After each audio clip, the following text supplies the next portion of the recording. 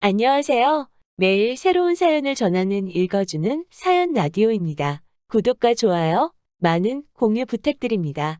오늘의 사연 시작하겠습니다. 안녕하세요. 결혼 반년차 30대 초반 여자입니다. 얼마 전 개념 없는 남편과 시댁 식구 때문에 파혼했습니다. 제가 어렸을 때 저희 집은 정말로 형편이 어려웠습니다.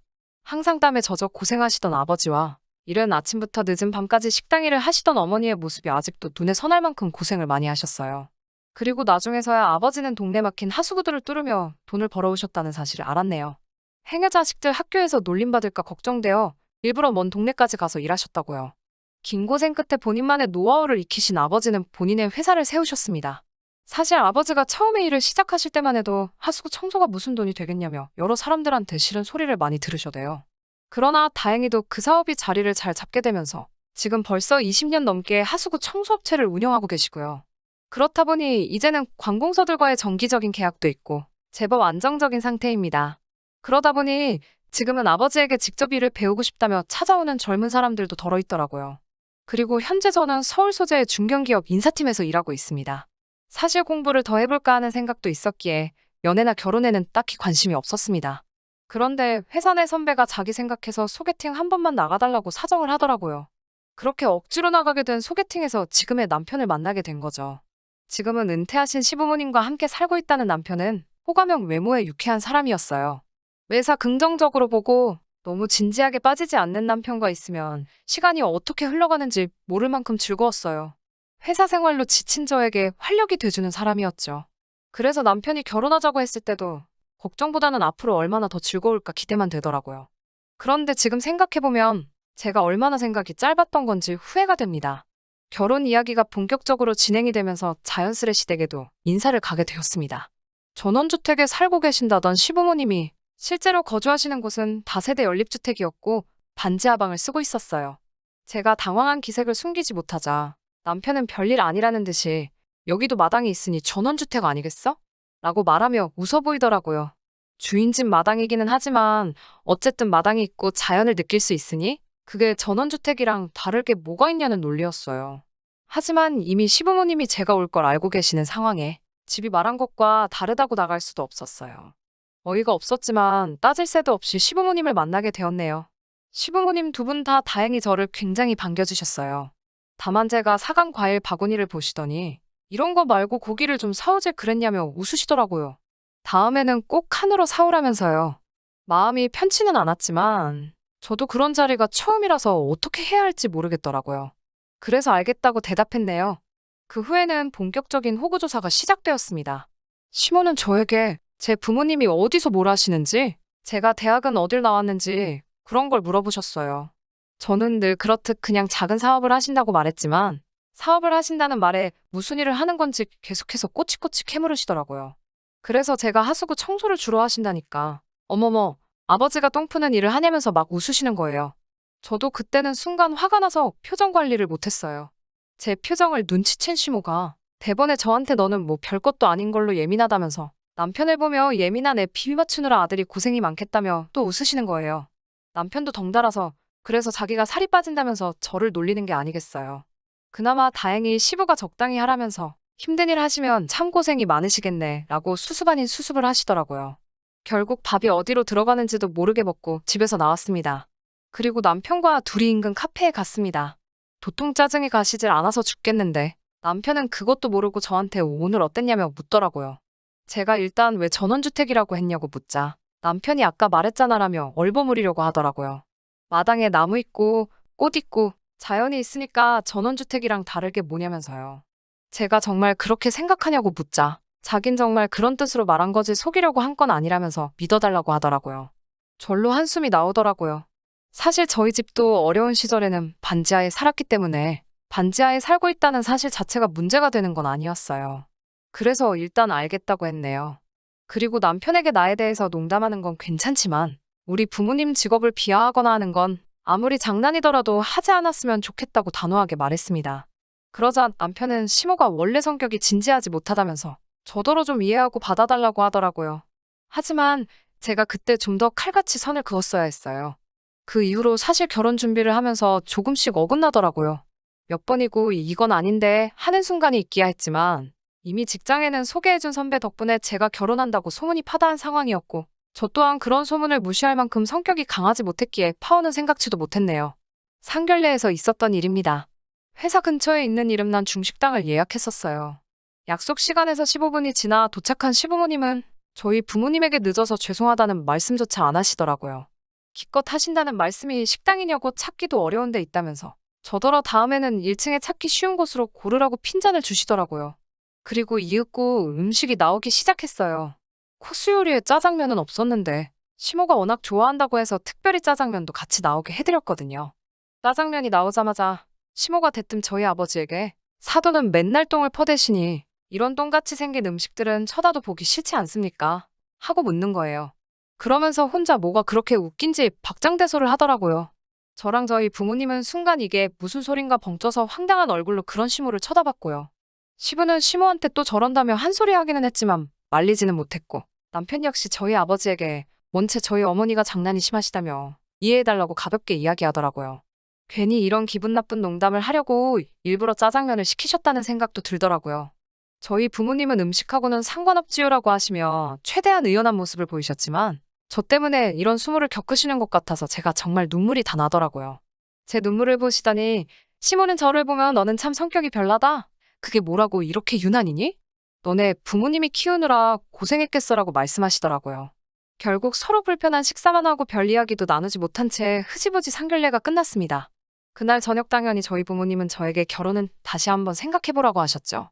하지만 남편이 찾아와 시모가 지나쳤다며 자기를 보고 한 번만 용서해달라고 하더라고요. 아직 남편에 대한 사랑이 남아있었기에 저도 더 모질게 굴지 못했습니다. 그리고 경제적인 부분에 있어서는 시부모님 같은 경우 수입이 없으신 상황이었기 때문에 남편이 생활비를 보태드리고 있었어요. 저 역시 제 앞으로 남은 학자금 대출이 있었기 때문에 결혼한 이후로도 공동 생활자금을 마련해서 쓰고 그 외 부분은 서로 상관하지 않기로 했고요. 다만 결혼식 비용과 같이 살 집에 대해서는 반반씩 하기로 했었고요. 그런데 막상 살 집을 알아보기 시작하니 집값이 만만치 않더라고요. 게다가 제가 모은 돈 1억에 남편도 1억을 가져오겠다고 했으니 2억이 있었고 각자 직장이 있으니 대출받고 하면 얼추되지 않을까 생각했는데 남편이 갑자기 1억은 어려울 것 같다고 배째라는 식으로 나오더라고요. 자기가 말한 1억에는 지금 시부모님이 살고 계신 반지하 보증금이 포함된 거라면서요. 그럼 모시고 살아야 된다고요. 제가 결국 이 문제를 친정 부모님께 말씀드렸고 그러자 친정 아버지께서 그런 시부모님까지 모시고 어떻게 사냐면서 아버지가 도와줄 테니 그 보증금은 손대지 말라고 하시더라고요. 사실 이때 과감하게 결혼을 무르던지 했어야 했는데 제가 어리석었습니다. 결국 친정 부모님의 도움을 받아서 서울 근교에 있는 정말 작은 아파트 하나를 구할 수 있었습니다. 그 와중에 남편은 공동명의로 하자고 하더라고요. 빚이 있어야 열심히 살아가는 원동력이 된다는 말 같지도 않은 소리를 하면서요. 능글능글하고 뻔뻔하게 나오는 남편의 모습에 저는 너무 화가 나서 아파트 계약을 저희 어머니 이름으로 해버렸어요. 어차피 남편이 보탠 돈은 4천만 원이 전부였고요. 그리고 그 이후에 결혼식까지는 그럭저럭 순탄하게 흘러갔습니다. 남편이 작은 소소한 것들을 본인 마음대로 해석해서 지나치게 긍정적으로 미화한 것들이 있긴 했지만 저도 이미 적응할 만큼 적응한 상태여서 그러려니 했네요. 하지만 얼마 전 시모가 다시 한번 넘지 말아야 할 선을 넘으셨네요. 얼마 전 저희 아버지 생신날 있었던 일입니다. 결혼 전에는 부모님 생신이면 제가 늘 식사를 준비했었는데 결혼하고 나니 그것도 쉽지 않더라고요. 그래서 온 가족이 밖에서 저녁 식사를 하기로 했죠. 남편한테도 퇴근하고 바로 식당으로 오라고 주소를 알려줬고요. 6시가 되고 제가 먼저 도착한 뒤 부모님도 오셔서요. 그런데 남편이 늦어지더라고요. 제가 어디냐고 전화를 걸자 남편이 시댁에 가고 있다는 거예요. 제가 오늘 우리 아빠 생신인 거 잊었냐고 하자 지금 시댁에 뭐 일이 생겼다며 빨리 가봐야 할 것 같다고 저더러 잘 이야기해달라고 하더라고요. 제가 아버지한테 이렇게 이야기를 전하자 아버지가 그럼 너도 얼른 가보라며 저녁은 다음에 먹자고 하시더라고요. 제가 나오라는 이야기는 없었다고 괜찮다고 했지만 아버지는 새로 들어온 며느리가 시댁에 무슨 일이 있다는데 나 몰라라 하는 건 경우가 없는 거라며 얼른 가라고 하시더라고요. 그렇게 결국 저녁도 못 먹고 바로 시댁으로 향했습니다. 택시를 타고 시댁으로 가고 있는데 남편에게 전화가 오더니 대뜸 지금 아버님이랑 같이 있냐고 묻더라고요. 그래서 내가 아니 나 지금 어머님 댁으로 가고 있다고 하니까 저 말고 아버님이 오셔야 된다는 거예요. 그래서 우리 아빠는 왜요? 라고 물었죠. 그러자 남편이 한다는 소리가 지금 주인 집 내 하수구가 역류를 하고 난리가 나면서 시어머니 집에도 난리가 났다는 거예요. 그런데 어머님이 주인 집에다가 사돈이 똥 푸는 회사를 한다고 자기가 지금 부르겠다며 걱정 말라고 큰 소리를 치셨대요. 그 이야기를 듣는데 얼마나 화가 머리 끝까지 나던지요. 제가 택시 안에서 소리를 질렀습니다. 지금 제 정신으로 하는 소리냐고요. 그러자 남편은 가뜩이나 지금 반지하 전세 계약 기간이 얼마 안 남아서 시부모님이 어떻게든 주인 집에 잘 보여야 되는 상황이라며, 그러니까 저더러 시부모님 모시고 살기 싫으면 아버님하고 와서 빨리 하수구를 뚫으라는 거예요. 제가 아니 다른 사람 불러서 하면 되지 왜 우리 아빠를 찾냐고 소리를 지르니까 니네 아빠가 잘 뚫는다며라며 남편도 질세라 소리를 지르더라고요. 사돈한테 번번이 똥 푼다고 뭐라고 하는 것도 열받아 죽겠는데 장인 어른한테 니네 아빠라고 하는 남편의 싸가지를 보니 내가 미쳤다고 이런 인간이랑 결혼을 했나 싶더라고요. 저는 차를 돌려서 바로 저희 아파트로 향했습니다. 아파트에 도착해서 여행 가방을 꺼내 눈에 보이는 남편 짐이란 짐은 다 때려 넣었어요. 그리고는 다시 택시를 불러서 그 가방을 챙겨서 남편 시댁으로 향했습니다.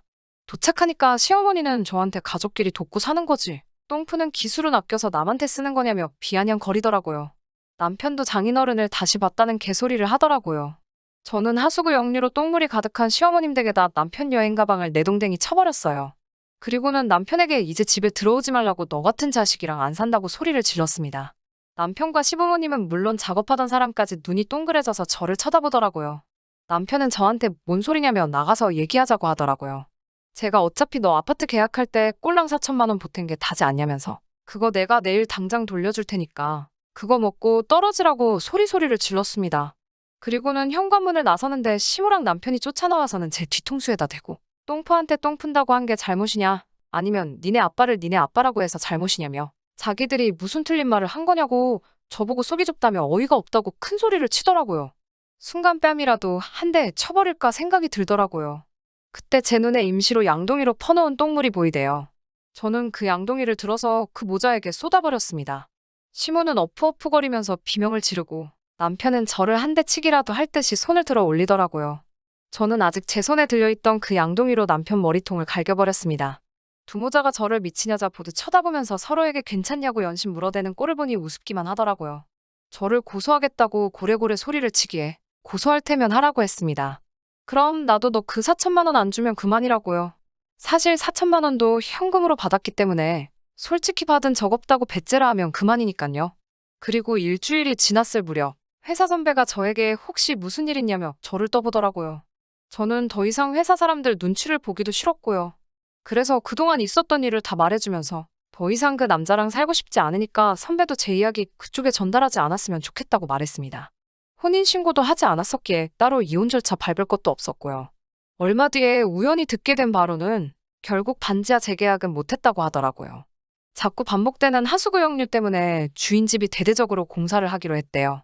저 역시 아파트 팔고 지금 친정부모님과 다시 같이 살기 시작했어요. 비록 결혼은 이렇게 끝이 났지만 덕분에 저는 할 말은 하고 살아야 한다는 좋은 교훈을 얻었습니다. 4천만 원도 아직 돌려주지 않았고요. 남편에게선 지금도 하루에 12번은 연락이 오는 것 같습니다. 하루는 잘못했다, 다음 날은 돈이라도 돌려달라, 또는 너무한다며 몇 번씩 저를 힘들게 하네요. 시모는 여전히 고소타령이고요. 제 마음이 좀 더 편해지면 그때 돈은 돌려줄까 싶네요. 저희 부모님이 했던 것처럼 힘을 합쳐서 가난은 이겨낼 수 있다고 생각하지만 근본부터 인성이 되먹지 못한 사람들을, 평생을 그렇게 살아온 사람들을 제가 무슨 수로 고쳐쓰겠어요.